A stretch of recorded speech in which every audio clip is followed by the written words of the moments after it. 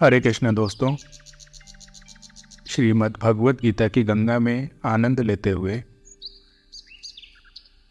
आज हम भगवत गीता के अध्याय 17 तक पहुंच गए हैं, जहां पर भगवान कृष्ण ने श्रद्धा के विषय में विस्तार से बताया है। आज हम इस अध्याय में जानेंगे कि भगवान कृष्ण ने यज्ञ के विषय में क्या बताया है। आज हम जानेंगे कि यज्ञ क्या होता है और यज्ञ कितने प्रकार के होते हैं और मनुष्य को किस प्रकार का यज्ञ करना चाहिए। दोस्तों, हमारे शास्त्रों में यज्ञों की बहुत बड़ी परिभाषा लिखी हुई है। वेद, शास्त्र, वेदांत और भगवत गीता का सार यही है कि यज्ञ भगवान को प्राप्त करने का एक मार्ग है। हर उस छोटी वस्तु का त्याग करना परमात्मा को प्राप्त करने के लिए यज्ञ कहा जाता है। दोस्तों, यज्ञ वो नहीं है जो आजकल हम करते हैं। हवन कुंड में अग्नि जलाकर उसमें हवन सामग्री का स्वाहा स्वाहा करना। हमारे वेद, उपनिषद और भगवत गीता कहती है कि यज्ञ वो है जो मनुष्य परमात्मा को प्राप्त करने के लिए अपनी इच्छाओं का त्याग करता है। हर उस इच्छा को त्याग करना परमात्मा को प्राप्त करने के लिए यज्ञ कहलाता है। दोस्तों, इसी प्रकार भगवान कृष्ण ने हमको ये भी बताया है कि इस भौतिक संसार में 3 प्रकार के यज्ञ होते हैं। क्योंकि इस भौतिक संसार में 3 प्रकार के गुण होते हैं, इसी प्रकार इन्हीं गुणों के आधार पर यज्ञ भी 3 प्रकार के होते हैं। पहला यज्ञ है सात्विक यज्ञ, दूसरा यज्ञ है राजसी यज्ञ और तीसरा यज्ञ कहा जाता है तामसी यज्ञ। अब हम जानेंगे पहला यज्ञ कि सात्विक यज्ञ क्या होता है। कृष्ण कहते हैं सात्विक यज्ञ वो होता है जो शास्त्रों के निर्देशों के अनुसार कर्तव्य समझकर उन लोगों के द्वारा किया जाता है जो फल की इच्छा नहीं करते। मतलब दोस्तों, सात्विक यज्ञ वही है जिसमें मनुष्य की कोई कामना स्थित ना हो। सामान्यतया यज्ञ किसी न किसी प्रयोजन से किया जाता है, लेकिन यहाँ पर कृष्ण ने बताया है कि यज्ञ बिना किसी इच्छा से संपन्न करना चाहिए। यज्ञ को कर्तव्य समझकर करना चाहिए। उदाहरण के लिए दोस्तों, यदि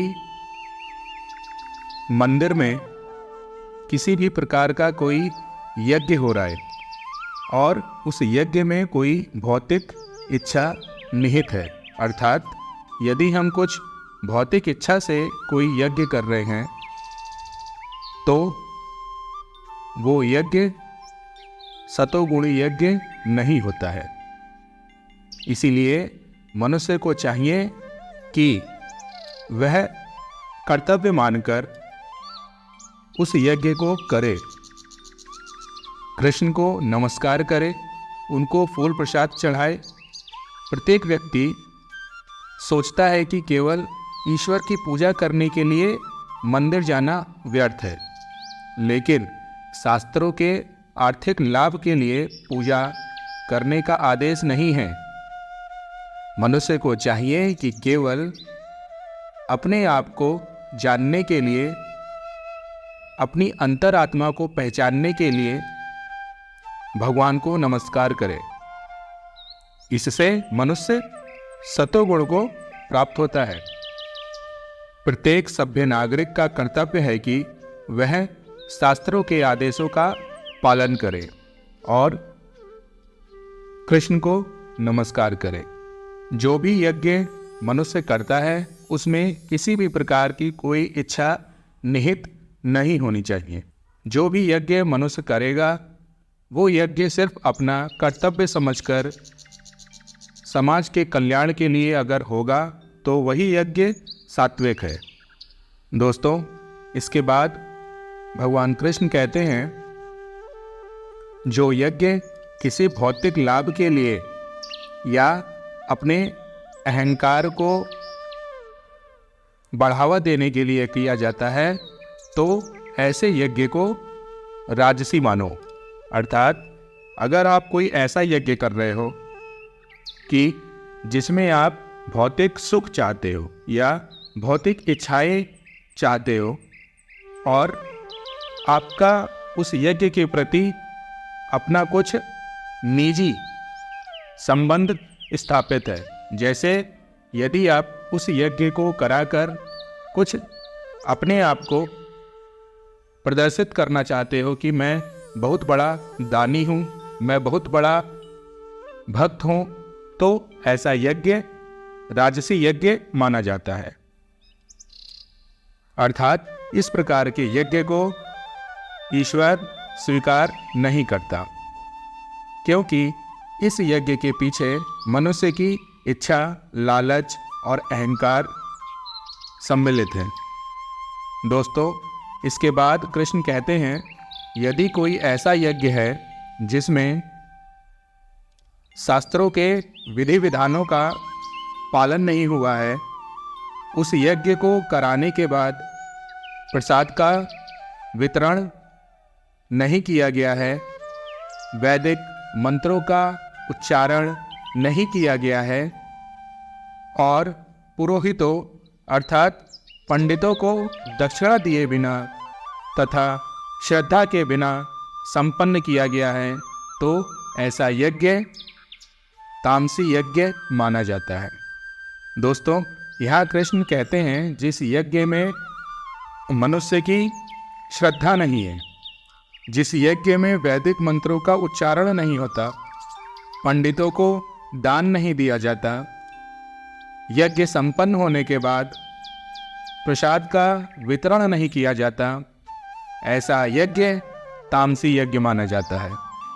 दोस्तों, इस प्रकार भगवान कृष्ण ने भगवत गीता के माध्यम से हमको बताया कि इस संसार में 3 प्रकार के यज्ञ होते हैं और इन तीनों यज्ञों में सर्वोत्तम यज्ञ सात्विक यज्ञ माना जाता है, जिसमें मनुष्य का किसी भी प्रकार की कोई भौतिक इच्छा का लाभ नहीं होता है।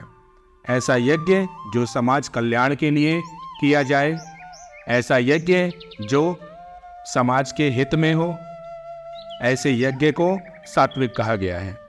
यदि मनुष्य की किसी भी प्रकार की कोई इच्छा यज्ञ को कराते समय उसके मन में आती है, तो ऐसा यज्ञ राजसी और तामसी यज्ञों में माना जाता है। इसी प्रकार दोस्तों, यदि आप यज्ञ करते हैं तो आपका प्रथम कर्तव्य है कि आपका उसमें कोई भी भौतिक इच्छा निहित नहीं होना चाहिए। किसी भी लालच से कुछ प्राप्त करने के लिए, भौतिक सुख का भोग करने के लिए किसी भी प्रकार की कोई इच्छा नहीं होगी, तो ही वो यज्ञ सात्विक यज्ञ कहलाएगा।